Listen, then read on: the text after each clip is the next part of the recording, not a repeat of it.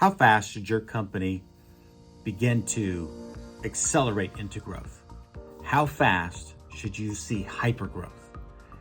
You know, in this day and age of technology companies where we see companies come out of nowhere, where we see hundreds of millions of dollars being raised in seed money and in capital early on, you know, all of these investors, all of these companies want to have that unicorn company that is worth $1 billion in 3 to 5 years after its inception.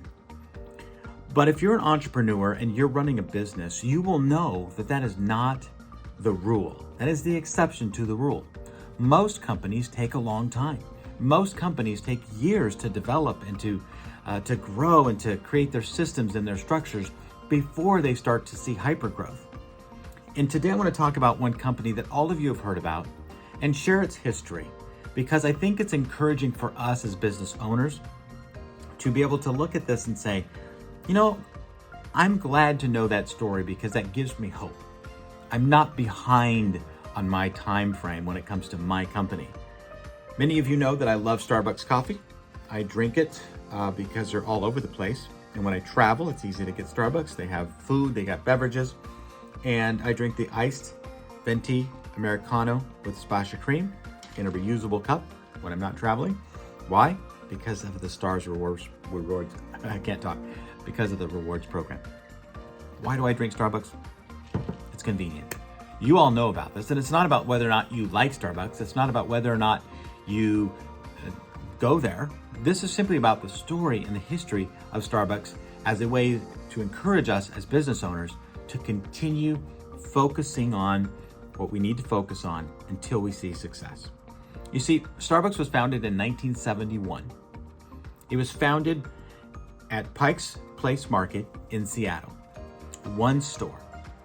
And I'm looking at the timeline. You can download it from their website. But in 1982, so 11 years later, they hire Howard Schultz.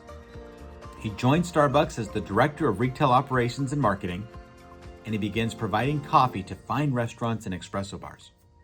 So he starts to do the wholesale side of the market, selling their beans and their coffee to these other places.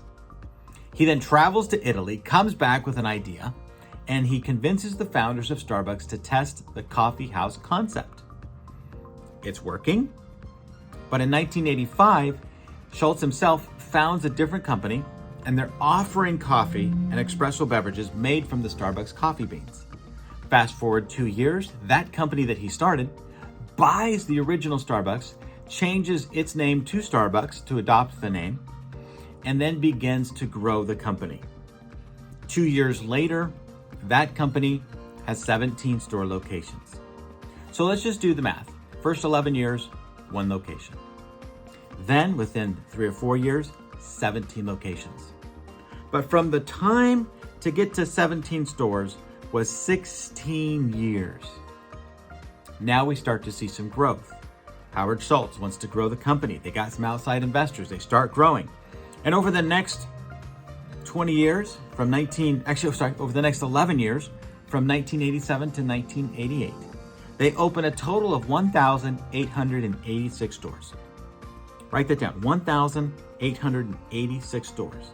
It took 27 years to get to that number.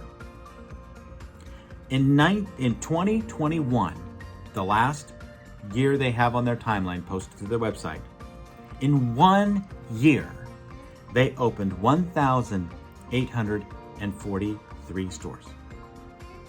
So what took 27 years at the inception now only took 1 year, this many years into the business, over 40 years into the business. You see, they built a plan, they built a process, they built a company that could withstand the test of times. And once they got everything figured out, they started working on hypergrowth. So where are you at today? Are you at year 10? I own Impact Properties. I'm at year 10. We have 3 locations. We have opened other small locations, tried to expand, and then had to close those down. We've been experimenting with that process, what that looks like. And we currently have 3 offices that we've had for now 4 years. We're working on a 4th location. but we're only 10 years in. And if I judge myself based on what I see other companies doing, I might have to think, man, I'm not doing it right. But it begs the question, is it wrong to take your time to build a sustainable business that is going to be enduring for the long run? My encouragement to us today as entrepreneurs, as business builders, is to focus on the road in front of us. Look down that road, look at which way it's turning, make decisions, make plans that are going to allow your company to succeed in the long run. When you take short-term gains over long-term profits, it will hurt your business. So we as business owners need to be wise, we need to be thoughtful, we need to plan, and we need to make decisions that are going to benefit the company in the long run. Working for something that's going to generate business only for today does nobody any good.